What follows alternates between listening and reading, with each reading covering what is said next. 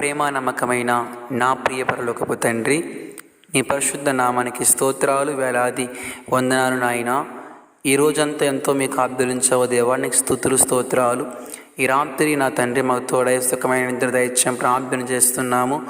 నా తండ్రి మరవని వాడవు నాయన, విడవని వాడవు తండ్రి, ఎడబాయిని వాడవు అయ్యా, నీ కొందనాలు.